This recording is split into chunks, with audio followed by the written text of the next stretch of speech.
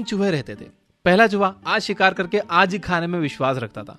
दूसरा चूहा पेट भरकर खाने के बाद अगर कुछ बच जाता तो उसे बचा लिया करता था। वहीं तीसरा चूहा पहले कुछ हिस्सा बुरे वक्त के लिए बचाता, उसके बाद जो बचता उसे खाता। दोनों चूहे मिलकर उसका कंजूस कंजूस कहकर मजाक उड़ाते थे।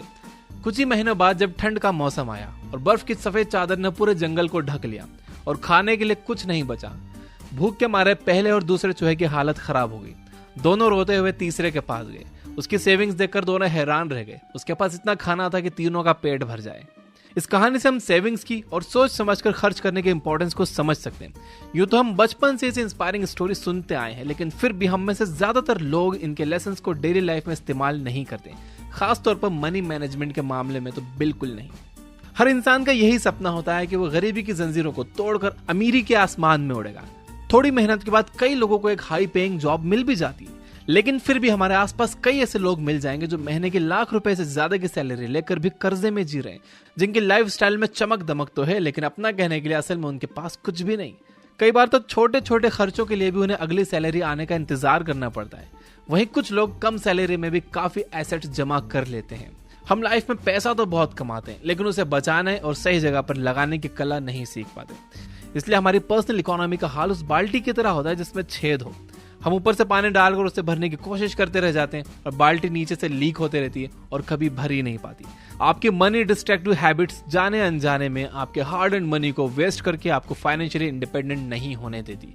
तो इस वीडियो में मैं आपको 10 ऐसी बातें याद दिलाऊंगा जिससे आप खुद सोच सकोगे कि आपसे कहाँ कमी रह जा रही है, क्या गलतियां आपसे हो रही हैं। तो शुरू करते हैं।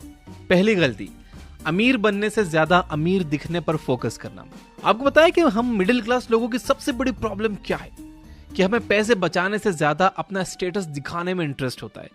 एक सवाल आप ये खुद से करना कि क्या आपका वो लेटेस्ट फोन जो अभी आपके हाथ में है, क्या आप सही मायनों में उसे अफोर्ड कर सकते हो? मैं ऐसे कई लोगों को पर्सनली जानता हूं जिन्होंने 1.5 लाख के फोन तो EMI पर ले लिए, लेकिन जिंदगी उनकी उधार पर ही चल रही है। इससे मांग और उससे मांग, एंड हालत इतनी खराब है कि वो टाइम पर वापस भी नहीं करते।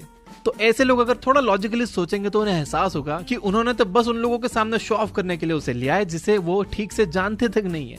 हम लोग पोस्ट और पोजीशन के स्टैंडर्ड को मैच करने का इतना प्रेशर फील करते हैं कि कर्जे में जाकर भी इसे मेंटेन करते हैं। हमारी सोसाइटी में सक्सेस का क्राइटेरिया मटेरियलिस्टिक चीजों से सेट होता है और जाने अनजाने में हम बचपन से यही सीखते हैं और अपने पैसे इन्हीं चीजों में वेस्ट करते हैं। बड़ा घर, मोबाइल, ब्रांडेड कपड़े, बड़ी कार, अमीर दिखने के लिए हम क्या कुछ नहीं करते। वॉरेन बफेट कहते हैं कि आपको अपनी गाड़ी और फोन केवल तभी अपग्रेड करना चाहिए जब आपको सच में इसकी जरूरत हो। इस पॉइंट का मेन मैसेज मैं आपको दे रहा हूं कि अगर आप भी अपनी पर्सनल इकोनॉमी को सही डायरेक्शन में ले जाना चाहते हो तो अमीर बनने के तरीके सोचो, अमीर दिखने के नहीं। अनफॉर्चुनेटली आजकल के ज्यादातर यंगस्टर्स, बल्कि बड़े भी, अमीर दिखने के तरीके सोचते हैं, बनने के नहीं। दूसरी गलती, शॉपिंग में खुशी तलाशना। आप में से कितने लोग अपनी बोरियत दूर करने के लिए शॉपिंग पर जाते हैं? शायद सभी। हमें लगता है कि पैसों से हम और अपने परिवार के लिए खुशियां खरीद सकते हैं। जब भी कोई नाराज हो उसे गिफ्ट ला दो, अगर खुद डिप्रेस्ड फील कर रहे हो तो शॉपिंग कर लो, किसी महंगे रेस्टोरेंट में हैंग आउट कर लो। चाहे आप रियलाइज करो या नहीं, लेकिन बाय डिफॉल्ट नई चीजों की चमक के साथ हमने अपनी खुशियों को जोड़ लिया है। हम सब कंज्यूमर मेंटालिटी का शिकार हैं। एडवर्टीजमेंट्स हमारे DNA में बस गए, इसलिए जब कोई लेटेस्ट और न्यूएस्ट वर्ड का इस्तेमाल करता है तो हमारे मन में उसको लेने का कंपल्शन बिल्ड होने लगता है, मानो कोई रेस चल रही हो जिसमें हम पीछे नहीं रहना चाहते। अगर हमारे पास थोड़ी सी भी गुंजाइश होती है तो हम उसे खरीद लेते हैं, क्योंकि उस अर्ज को शांत करके हमें एक अजीब सा सेटिस्फेक्शन मिलता है। एक के बाद एक हम इस खतरनाक साइकिल में फंसते ही चले जाते हैं। आपको रॉबर्ट कियोसाकी का एसेट्स और लायबिलिटीज वाला कॉन्सेप्ट तो याद ही होगा। एसेट्स वो चीजें होती है जो हमारी जेब में पैसा डालती हैं और लायबिलिटीज वो चीजें होती है जो हमारी जेब से पैसा निकालती हैं। तो इस पॉइंट का मेन मैसेज ये है कि अगर आप अपने वॉलेट को फ्लैट से फैट बनाना चाहते हो तो लायबिलिटीज खरीदने से जितना बच सकते हो बचो, और जितने ज्यादा एसेट्स खरीद सकते हो खरीदो। एसेट्स कई तरह के होते हैं, जैसे कि business, real estate, equity, mutual fund, gold, silver और भी कई तरह के। मेरी फेवरेट एसेट है इक्विटी यानी स्टॉक्स। इसमें इंसान अपने रिस्क टेकिंग कैपेबिलिटी के हिसाब से पैसा लगा सकता है और यहाँ कमाने की कोई लिमिट ही नहीं है। आपको कंपनीज की फंडामेंटल एनालिसिस करना सीखना चाहिए, कोई बहुत मुश्किल काम नहीं है। आपका दिमाग आपकी सबसे बड़ी एसेट है, उसे पॉलिश करो, स्किल्स सीखो, बुक पढ़ो, कोई अच्छा कोर्स करो। कई टीनेजर्स मुझसे पूछते हैं कि मेरे पास 5,000 रुपए की सेविंग्स जैसे कहाँ इन्वेस्ट करूं? आप उसे खुद पर इन्वेस्ट करो, अपने माइंड पर इन्वेस्ट करो, कोई स्किल सीखने में इन्वेस्ट करो, कोई कोर्स ले लो। तीसरी गलती, सेल में फायदे से ज्यादा नुकसान है। Diwali sale, independence day sale, ये सेल वो सेल।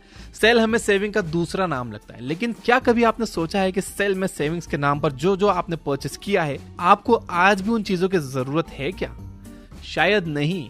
कई बार अच्छी डील के चक्कर में हम इतनी चीजें ले लेते हैं कि सेविंग से ज्यादा खर्चा बढ़ जाता है।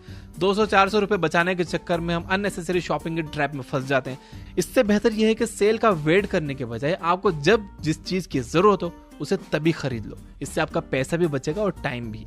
चौथी गलती, हम टाइम इज मनी के कॉन्सेप्ट को नहीं समझते। हर कोई आपको टाइम की इंपॉर्टेंस बताते हुए मिल जाएगा, लेकिन हम में से ज्यादातर लोग इसकी कीमत को नहीं समझते और सिली चीजों के लिए कई घंटे वेस्ट कर देते हैं। जैसे लेटेस्ट शूज की अच्छी डील ढूंढने के लिए 2 घंटे बिता दिए। वहीं इलॉन मस्क जैसे बिलियनर्स अपने एक एक मिनट का हिसाब रखते हैं। वो कहते हैं कि टाइम का सही इस्तेमाल करने के लिए अपने हर घंटे की मॉनेटरी वैल्यू डिसाइड करो और उसके बाद सोचो कि क्या आप जो करने जा रहे हो वो इस टाइम के वर्थ है या नहीं। टाइम मैनेजमेंट पर और अच्छे से जानने के लिए आप द डिस्ट्रैक्टेड माइंड की बुक समरी सुन सकते हो ये बुक ऐप पर।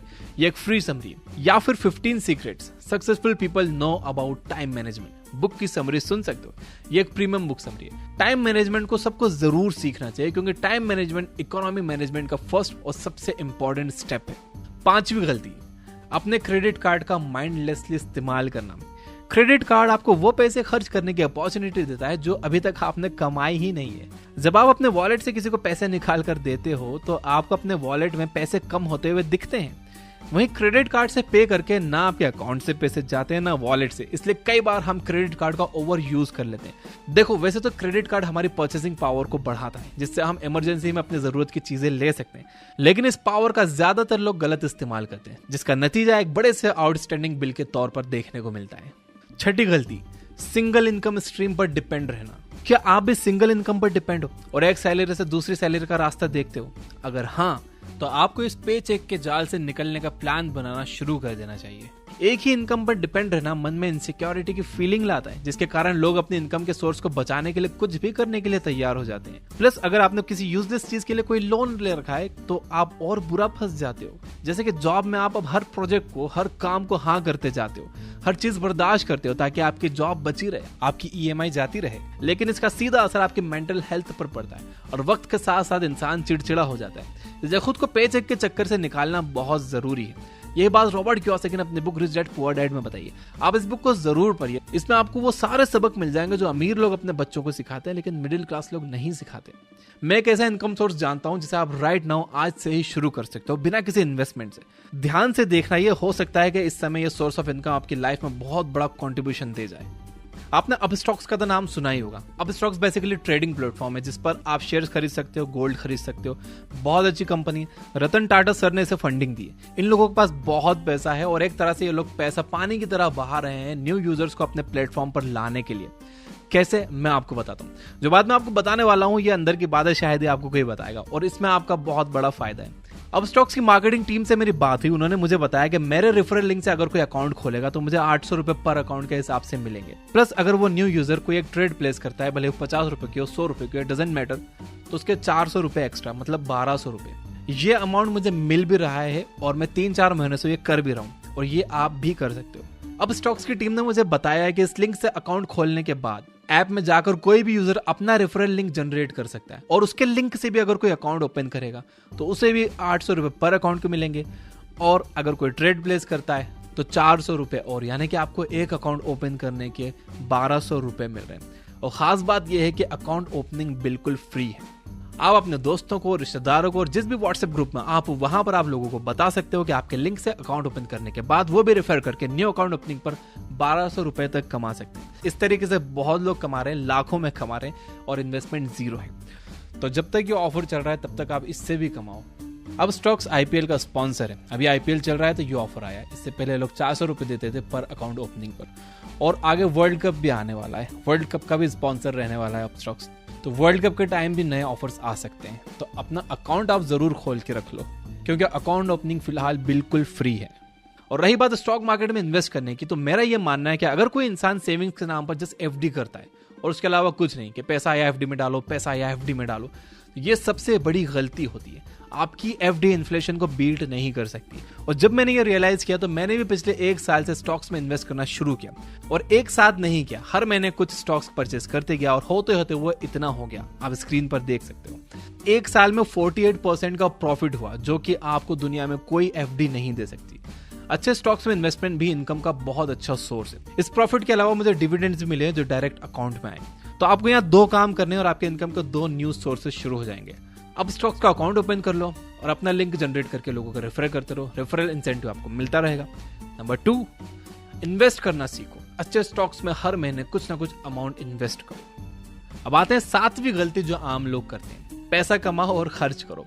आप मानो या ना मानो, लेकिन एक मिडिल क्लास मेंटालिटी के इंसान को बोनस या इंक्रीमेंट जैसा एक्स्ट्रा लमसम अमाउंट मिलेगा तो 80% लोग इससे कुछ ऐसी चीज खरीदते हैं जिनकी उन्हें जरूरत नहीं है, या वैकेशन जैसे शौक पूरे करने में लगा देते हैं। लेकिन कुछ गिने चुने लोगों के दिमाग में ये बात आएगी कि क्यों ना इन पैसे को इन्वेस्टमेंट की जाए। इसलिए जितनी जल्दी हमारे पास पैसा आता है उतनी जल्दी खत्म भी हो जाता है। कई बार तो हम यही नहीं समझ पाते कि सारे पैसे ज्यादा का है। हमें लगता है कि खर्चों के बाद जो बचेगा उसे इन्वेस्ट करेंगे, लेकिन कामयाब लोगों की बात माने तो अपने सेविंग्स का एक प्रॉपर रूटीन बनाकर रिलीजियसली उसे फॉलो करना बहुत जरूरी है।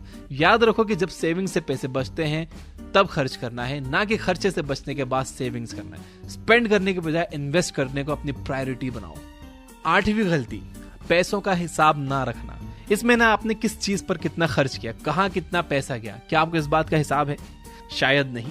ज्यादातर लोग अपने खर्चों का कोई हिसाब नहीं रखते, और जो लोग हिसाब किताब के पक्के होते हैं अक्सर लोग उनका मजाक उड़ाया करते हैं। लेकिन असल में वही लोग समझदार होते हैं, क्योंकि जब तक आप अपने खर्चों का हिसाब नहीं रखोगे तब तक आप उन्हें मैनेज नहीं कर पाओगे। मनी मैनेजमेंट का ये बहुत इंपॉर्टेंट पार्ट है कि आप अपने खर्चों को ट्रैक करो, उनका हिसाब रखो, उनका रिकॉर्ड रखो।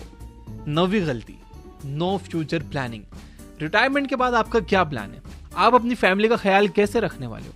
क्या आपने अपने और अपनी फैमिली के लिए टर्म इंश्योरेंस या मेडिकल इंश्योरेंस लिया है? अगर नहीं तो आप भी इन लोगों में से हो जिन्होंने अभी तक अपना फ्यूचर सिक्योर नहीं किया है। एक बार शॉपिंग करके आप हजारों उड़ा देते हो, लेकिन 500 का टर्म इंश्योरेंस हमें फिजूल खर्च लगता है। वहीं अगर आप फाइनेंशियली इंडिपेंडेंट लोगों से पूछोगे तो इंश्योरेंस प्लान के जरिए अपनी फैमिली के फ्यूचर को सिक्योर करना उनकी प्रायोरिटी लिस्ट में होता है। 10वीं गलती, इमरजेंसी फंड के बारे में सीरियस ना होना। इमरजेंसी फंड यानी वो फंड जो किसी भी अनफॉर्चुनेट सिचुएशन में आपके काम आए, जैसे किसी रीजन से आपकी जॉब चली जाए या कोई बड़ी फैमिली रिस्पॉन्सिबिलिटी आ जाए, तो ऐसे में ये फंड आपको कुछ समय तक अपने लाइफस्टाइल मेंटेन करने की आजादी देता है। यह फंड आपके मंथली एक्सपेंसेस का कम से कम 3 गुना होना चाहिए।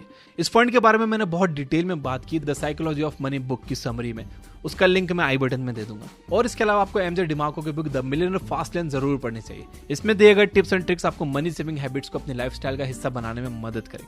इस पर भी मैंने एक वीडियो बनाया हुआ है, वो भी आप आई बटन पर क्लिक करके देख सकते हो। अब आई बटन तो खत्म कर दिया यूट्यूब ने, लेकिन यहाँ राइट हैंड कॉर्नर पर आपको उस वीडियो का लिंक दिख जाएगा। तो दोस्तों ये थी वो 10 आदतें जो पीढ़ी दर पीढ़ी पास ऑन होती रहती है और जाने अनजाने में हमारे डेली रूटीन का हिस्सा बन जाती है, जिसके कारण हम करियर में कामयाबी हासिल करने के बाद भी फाइनेंशियली इंडिपेंडेंट नहीं हो पाते। और अगर आप फाइनेंशियली इंडिपेंडेंट नहीं होते हो तो आपको लाइफ के आखिरी दिनों तक काम करना पड़ेगा। अगर आप में इन 10 आदतों में से कोई भी आदत है तो आप उसे आज ही नोट डाउन करके उस मनी डिस्ट्रक्टिव हैबिट को मनी मेकिंग हैबिट में बदल लो। अगर आप अपना और अपनी फैमिली का फ्यूचर सिक्योर करना चाहते हो और सही मायनों में कामयाब होना चाहते हो तो ये समझना बहुत जरूरी है कि आपको खर्च करने से पहले सेव करना और इन्वेस्ट करना है। तो इस वीडियो को आप उन सभी लोगों के साथ शेयर करो जो पैसे वेस्ट कर रहे हैं, ताकि नेक्स्ट जनरेशन को हम वो सिखा सकें जो हमें किसी ने नहीं सिखाया था। वीडियो को लाइक जरूर करना।